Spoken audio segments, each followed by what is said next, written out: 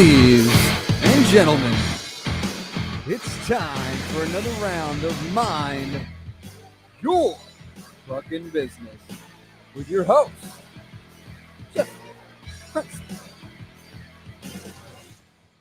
Thank you, Dougie Sticks, coming to you, as always, from the beautiful studios of Undefeated Media here in Bergen County, New Jersey. This is the Mind Your Fucking Business podcast, brought to you by our good friends at the Bamboozle Project and DraftKings. We encourage you to go to thebamboozleproject.com. Check it out, www.thebamboozleproject.com. Easy to remember. Use promo code MYPB at checkout and save yourself 20% off your entire order across anything you want on their platform. We thank DraftKings for their sponsorship as well. And this is episode 193. That is 190 y Trace. If you're following us on the Spanish dial, and the Spanish feature is available to you today whenever you're listening to this episode, we welcome you. And you can send us your comments, questions, whatever you would like at Mind Your Fucking Business, all one word, on the Instagram platform. We are active on it all the time, every day. It never stops. It is the first thing I look at in the morning, and a lot of times the last thing I look at night. So if you want to get to us, you can get to us at Mind Your Fucking Business. You can listen to this week's episode on Spotify and iTunes, or you can watch it live this morning on Wednesday, April 2nd, which is when we're taping it. And you can watch it live on YouTube or Instagram Live. How are you? Everywhere. I'm good. How are you? I am good. I am all good.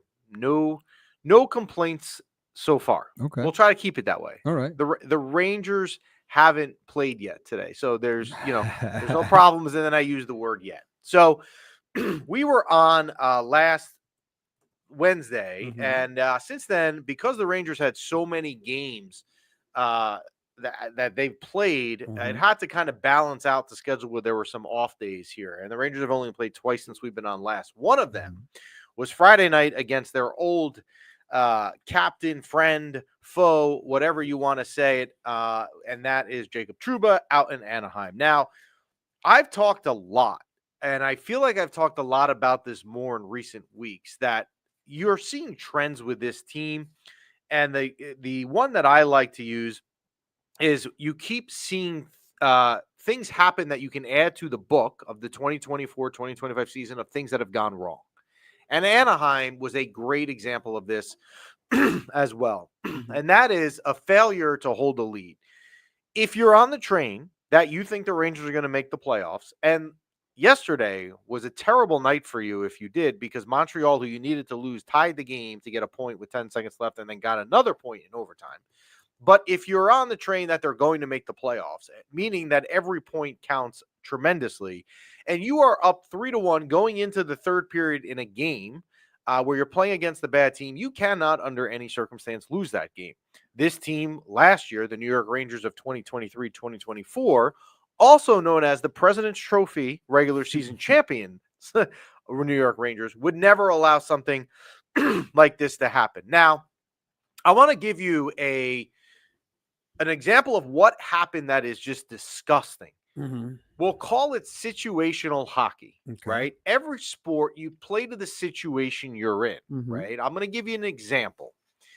We're going to use the hockey example, actually, of exactly what happened. The Rangers are up a goal with 2 minutes left. What should the focus of that team be at that point? To not let up a goal. Thank you. Playing defense. Because would it be good to score if you're up by a goal with 2 minutes left? Yeah, it would. Anaheim ties the game up, and it's the way that they tied the game up on a 4-on-2. How in the world could you not be situationally aware, being up a goal with 2 minutes left, that you've given up a 4-on-2 against? Where are the forwards? How? I mean, this is something that, and I've coached, if you want to call it coaching, I don't even know if I would call it that. I volunteered at youth sports with my kids through the years. And these are the kind of things you teach to kids, like maybe my indoor soccer team. Hey, guys, we're up a goal. We don't need to score.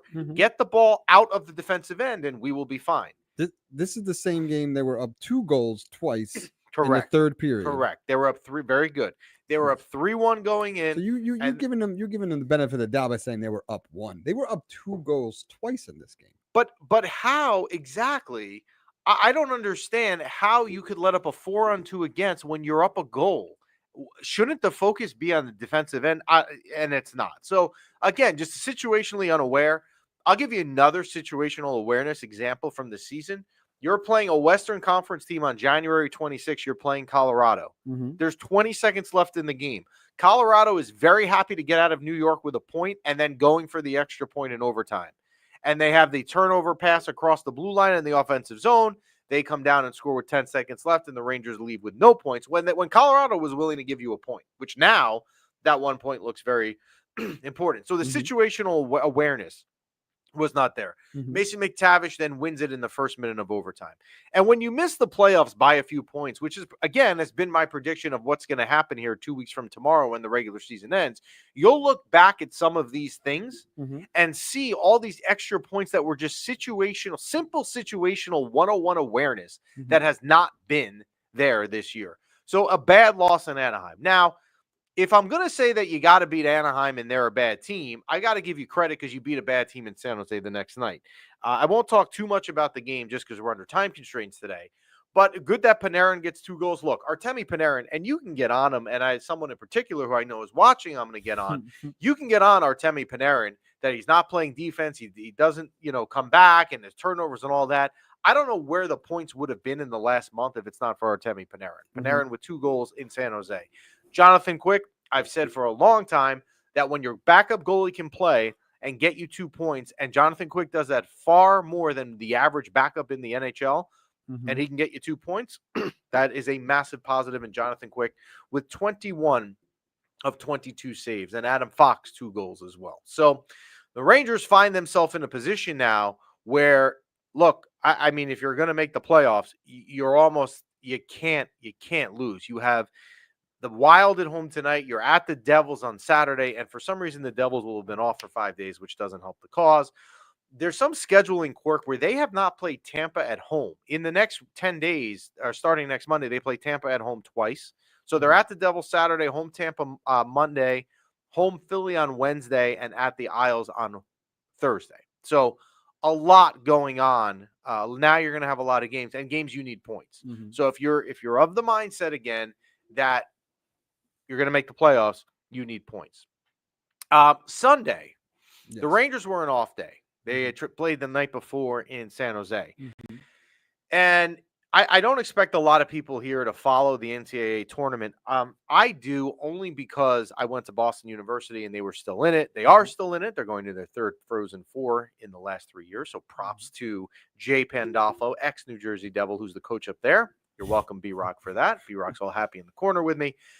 But BC is playing in the regional final. I believe they were in the Manchester, New Hampshire regional. They were in the regional that was closest to BC. And they lost to Denver.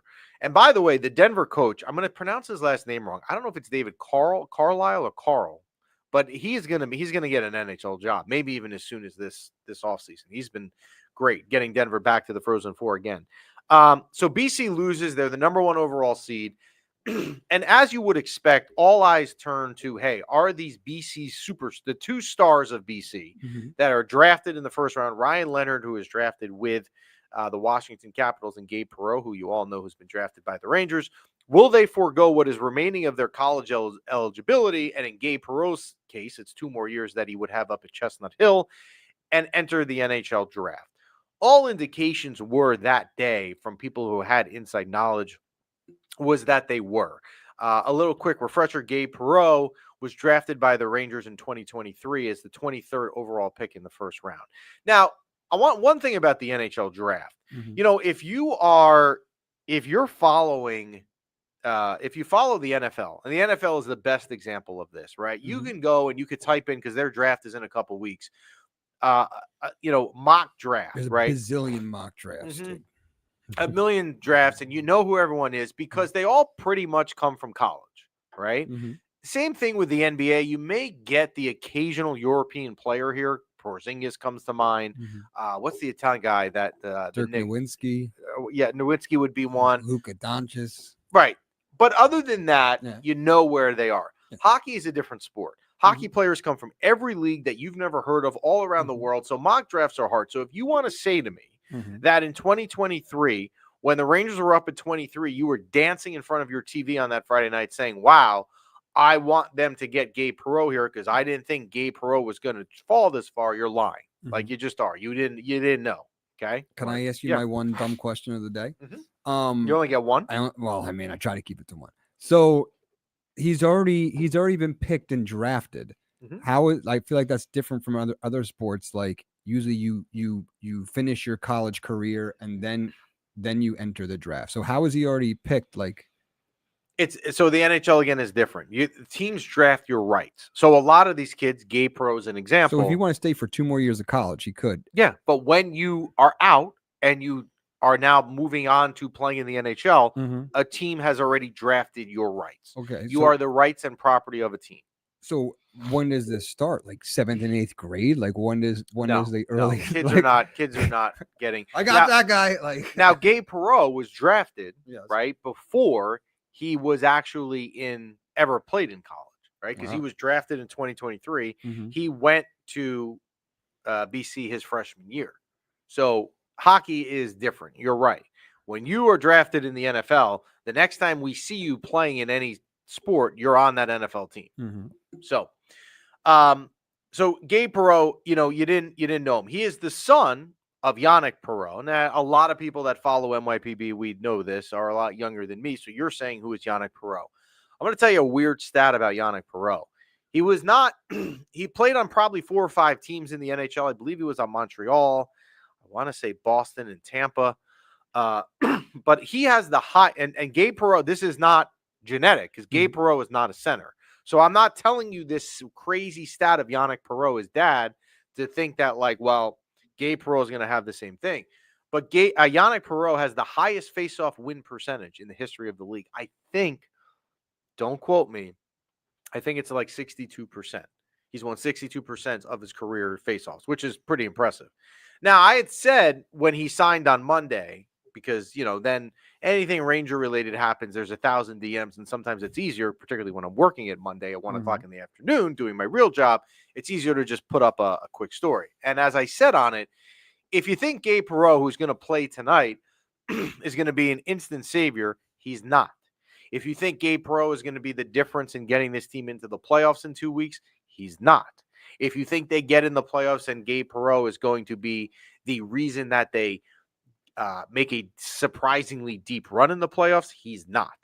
But you have to be patient with him because the examples of Capo Caco and Alexis Lafreniere to know you can't expect a lot right out of the gate. You've seen the script before, right? You've seen it so many times that for you to think differently, I think you've seen the script before and you shouldn't be doing that. Now, he is being thrown into it was reported yesterday by some of the beat writers. I know Molly Walker had it and Vince, whose name I always pronounce wrong, so I'm not going to even try, had it where he's playing on a line, at least it looks like, with Alexis Lafreniere and JT Miller. Now, to me, anyone, if you're being put on a line with JT Miller, forget Lafreniere because he's had a terrible season, right? He just has. I'm not going to sugarcoat it. But if the team is putting you in your first career game with JT Miller,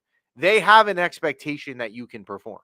You are not here to just get reps in the NHL, to get better, right? If you're being put, and I'm not saying that the threshold tonight or the line that you should use, whether was effective or not, should be whether he has a hat trick tonight or 2 points. It's not. But the fact that the organization is saying, look, you played in a college game 72 hours ago against the University of Denver. You are now making your NHL debut, right? And we're putting you on a line with JT Miller. That's a very big ringing endorsement for you. Yeah. I mean, it really is. And I think also for fans, if anyone's going to sit here tonight and say to themselves, wow, I'm going to look at this like I'm expecting greatness. It's not going to happen. Look at Ryan Leonard. Your socks off. I hope he knocks. Look at Ryan Leonard, his teammate up at BC last night, right? He made same situation, right? He's been high on the Capitals fans' radars for years. He loses on Sunday. He plays last night. Ironically, his debut game is in Boston, where he went to college because the Caps were playing the Bruins. I mean, he had a really nice open ice hit, but he didn't light up the score sheet. Players don't do that. So don't go into the night and use what you think Gabe Perreault is going to do about being great right away, because he's not. We'll pull up some comments. I hope he ripped it up tonight for you. We'll pull up Alvin's comment at the bottom, and that is, he could be put with JT because they know that Gabe has talent and would benefit from the mentorship that JT might be able to provide. That is correct. And, I would think it's a secondary thing. And again, you can never get into the logic of how the coaching staffs think and all that stuff. But I would think that if I'm trying to get Gabe Perreault going and I put him on a line with Alexis Lafreniere, maybe a secondary positive thing that can happen is that it can also spark something in Alexis Lafreniere's game. Because again, Lafreniere has been basically non-existent for 2 months. True. So hopefully putting him there would help. But so, look, exciting to see Gabe Perreault tonight. Absolutely 100%. I wouldn't say it's like can't miss like a playoff game, but it will be good to see. But again, don't go into it with the expectations too high, because you did that with Kakko and Lafreniere, and look where that's gotten to you, right? So sometimes it definitely takes some time. So, all right, we're going to shift gears. We're going to bring in our guest today, and a lot of you, especially if you live in the New York area, will know exactly who he is. I know a lot of you guys were commenting that you were excited to see him, and you've been asking us to get him actually as well. This was kind of like you guys requesting it. And that is Sean Morash, and you know him from WFAN Sports Radio with Evan and Tiki. You also know him from the BetMGM Network, Sunday Bets, great show that I love watching. And that is Sean Morash. We'll bring him in. How are you, Sean? What's going on, guys? Rough night last night. Yeah. Not a good are you probably talking about the Yankees? No, I'm talking about the freaking Canadians come back over the Panthers last night. I mean, brutal. Yeah, I talked about that right before you came on. Yeah, brutal. 10 seconds left, they get a point, and then they get the extra point in overtime. Not good if you're on the train of the Rangers making the playoffs. All right, there are so many things, and I thank you for joining us. There are so many things I could ask you, right, with the year that this season has been. So we'll get to the questions, but let me ask you a positive one first, not play on the ice. We'll start here. Okay. Igor is re-signed 8 years, an annual average a little under 12. Was that a good or bad deal for the New York Rangers? Right off the bat with a hard ball. I will tell you this. I don't love the idea of allocating a lot of your salary cap to a goaltender. I feel like after we just lived with the Henrik Lundqvist era and seeing how it was hard to build a scoring offense around him, all of that being said. However, you just see this TV deal signed with Canada. You obviously see a salary cap that you expect to explode over the next couple of years, in hockey terms. I don't think the deal will age poorly on a cap basis. However, when you sign that kind of deal and you want that kind of money and you get it done and we don't drag it into the offseason, I don't care if Igor has had sloppy defensive play in front of him. You are expected now to be superhuman. And to me, I don't think Igor Shesterkin has risen to the level of Henrik Lundqvist over that long era of being superhuman consistently enough. So, yeah, I understand locking him in long term. I don't think it's going to be as crippling as people say. But, I'm not so sure we've seen enough yet to be dishing out that kind of money, but timing is everything. Okay. As you can tell, I'm not as pro Igor as everybody else. But. No, I would agree with you, but I think you actually said the key is that the salary cap will go up in the length of that 8-year deal, and that is something that has to be kept in mind, because $12 million a year right now is not $12 million a year then. All right, let's look at some other players' season. Chris Kreider has had a regression that is almost historical the wrong way. I mean, I can't remember of any of the teams I root for, the Rangers, the Knicks, the Yankees, a player just dropping off like this overnight. Do you think there's any chance he can rebound to what we've seen before this year, or is this what Chris Kreider will be going forward? So I don't think there's any way you could look at Chris Kreider and what we know about his career and just think after everything, especially the last couple of years, to plummet this much. I mean, to the point, twiddling around 9 assists and just all, let's face it, a third of his goals being shorthanded goals at this point. To me, I look at Chris Kreider and think, like, there's no way that this becomes Chris Kreider in the last couple of years of his career, but I don't think he's ever getting back to what he had.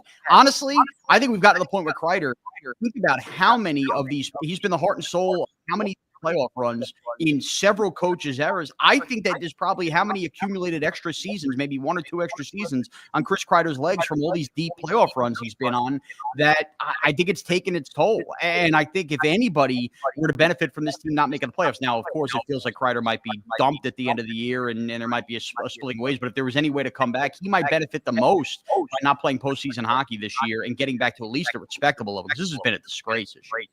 Yeah, it's been bad. Another player who has had a non-normal year for him is Mika Zibanejad, although he's had a couple spurts within the season where he's been good. The problem to me with Mika, the bigger picture problem, is he signed to 2030 at 8.5 a year, and he has a no-move clause. If you're Chris Drury, and obviously Chris Drury has a ton of work he needs to do this summer, I would hope he's not planning vacations because he's got a lot of work to do. Are you trying to get Mika to waive the no move clause and get him out of here, or would you roll with Mika next season? I think that the Rangers need to be very careful, and it ties into your last question. I find it very hard to believe that you're going to be able to figure out with the no movement clauses, obviously different types between Mika and Kreider, to ship both out of here this summer.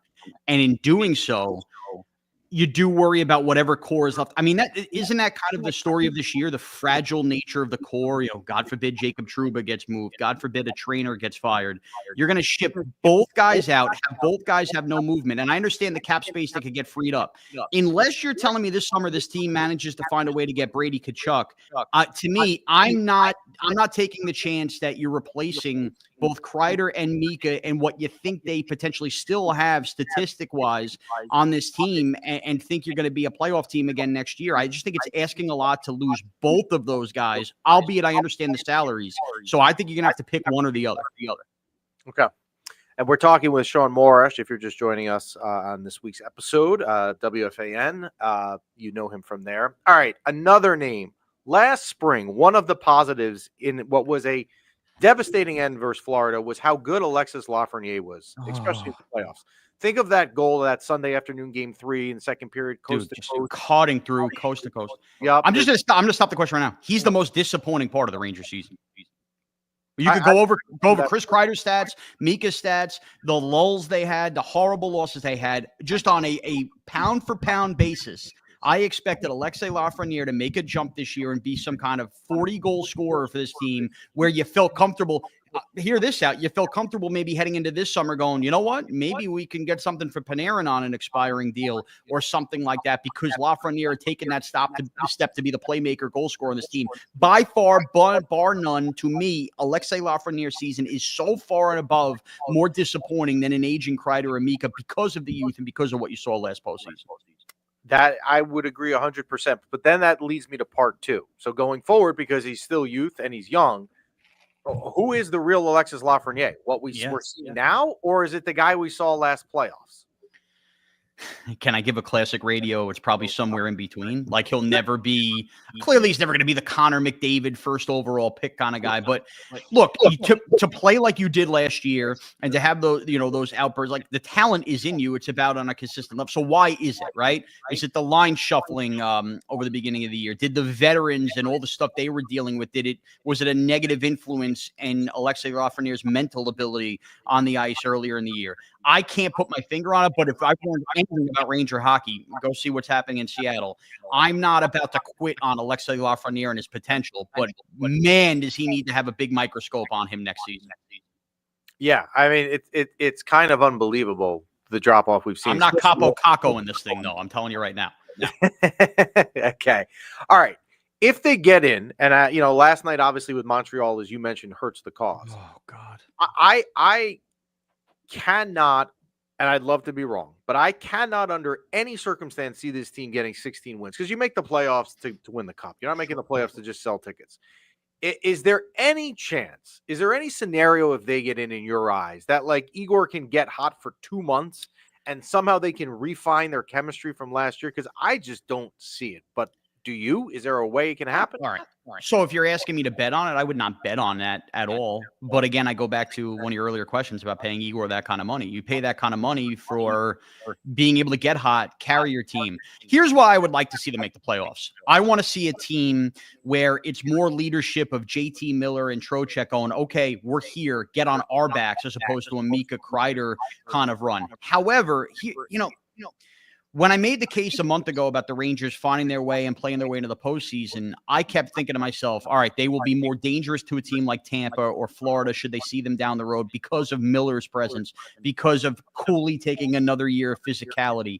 However, to also get in that play, I assumed they would be red hot going into the playoffs, and that would be kind of one of these runs you've seen, right? You go back to the Blues run, Vegas had a run, Florida, all these teams that have made runs to Stanley Cups where you're like, wow, they were hot at the right time. They peaked at the right time.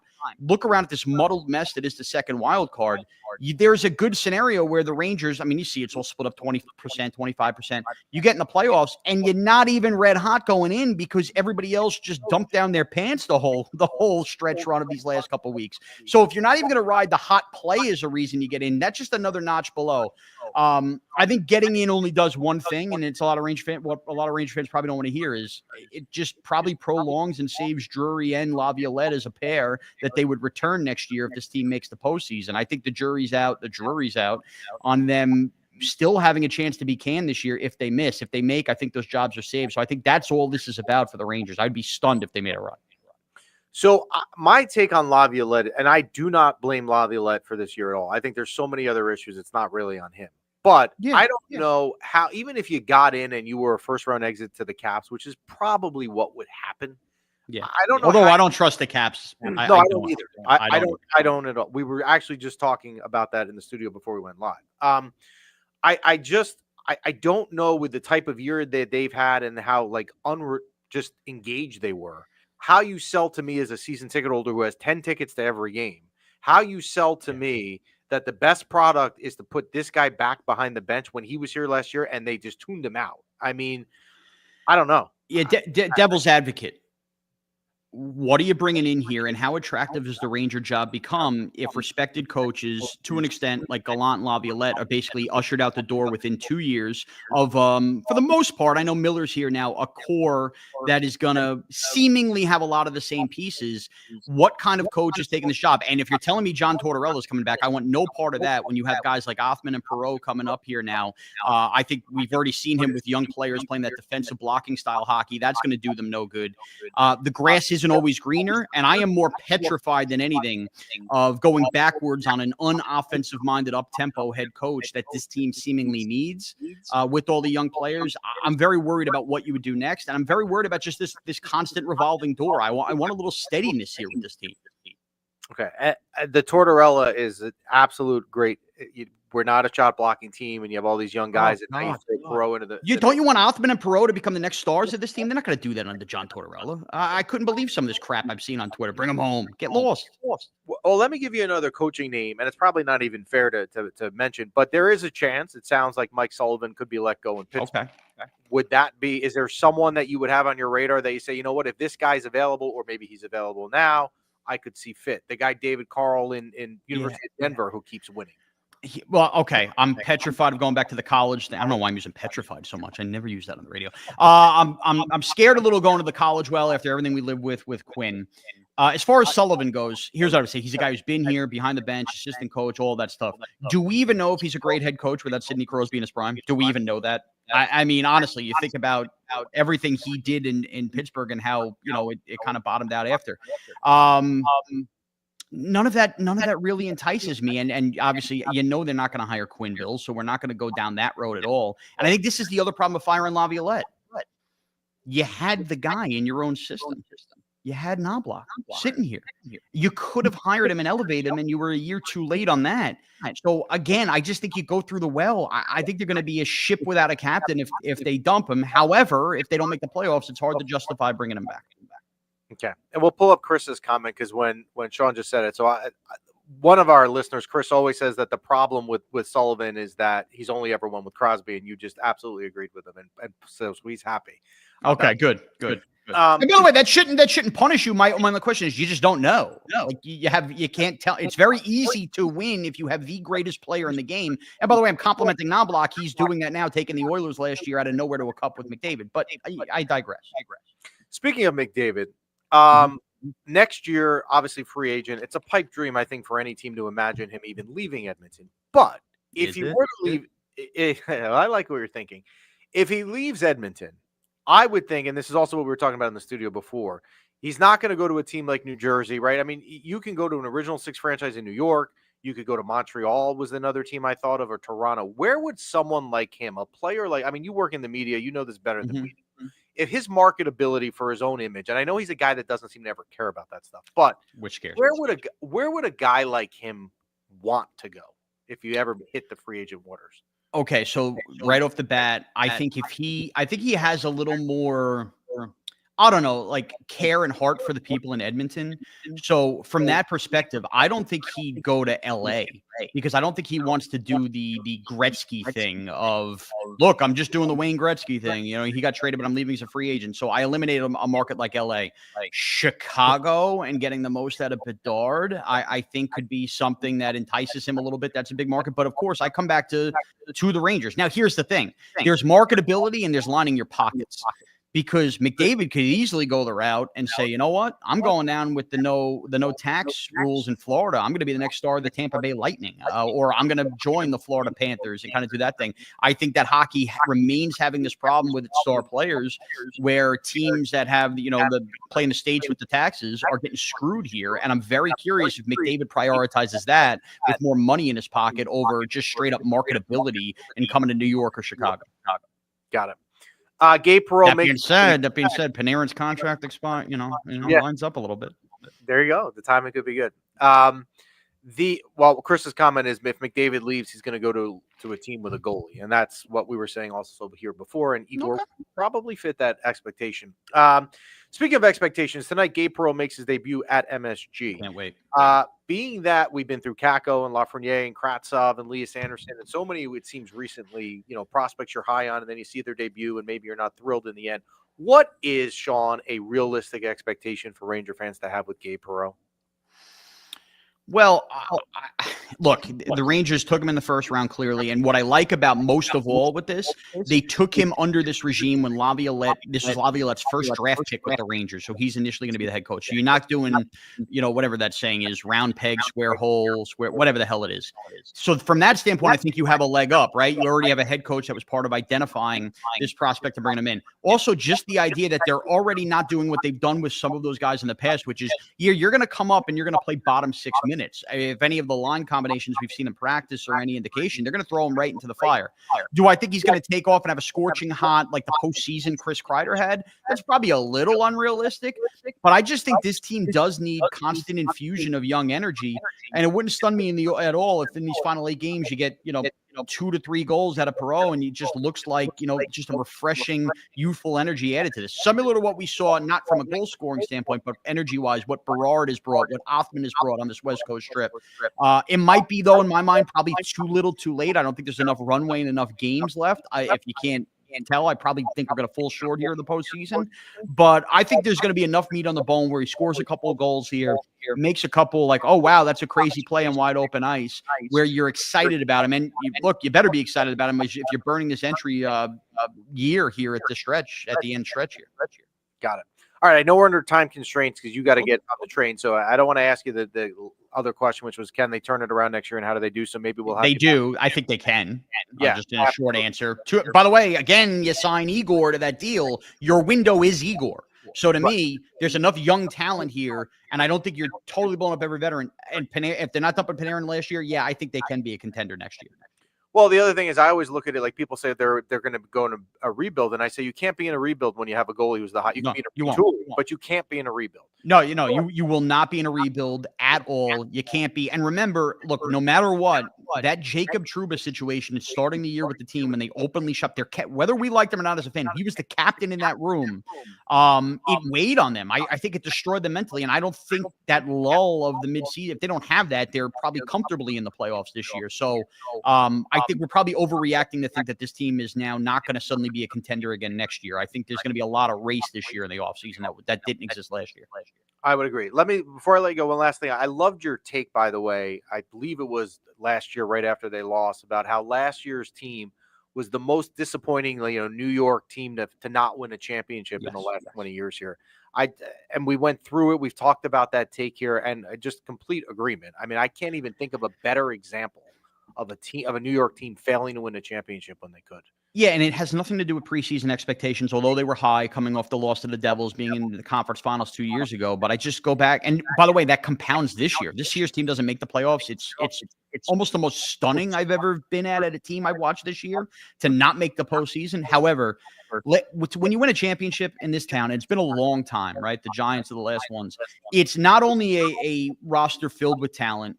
It's not only some great moments. It's just some of that magic and mystique that happens for a team where you can't believe what you're seeing.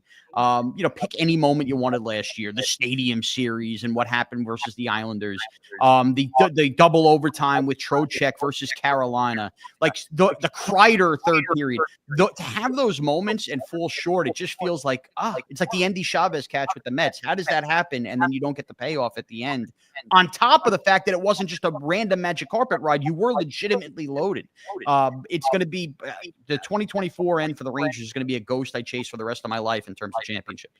Yeah, we'll be all chasing it with you. Well, Sean, thank you for joining us. We hope to have you back on. Great insight. We had a lot of people. I have to say, you might have been the number one requested person by viewers. Really? At you. Yes. You know what it is? And I'm going to tell every Ranger fan listening, it is not my fault we don't talk enough Ranger hockey on the fan. It is not my fault. I live and die with this team. Sometimes I get told, when I'm talking about Evan, hey, this is a big Ranger story. I get told to mind my pucking business. So that's what it's all about. But I love the Rangers. I love taking this ride with you guys. So. Awesome. Well, thank you. That is Sean Morash. Have a great rest of your day, and we will talk to you soon. Thanks, guys. Take care. All right, so some good insights there. I'll do like a quick recap if you're joining us a little bit late on some of the things. He would agree that the Kreider regression is historical, and it might be due to the wear and tear of years and years of playing deep into the playoffs. He would bring Laviolette and Drury back. He thinks they will both be back, particularly if they make the playoffs, although we tend to think that they won't.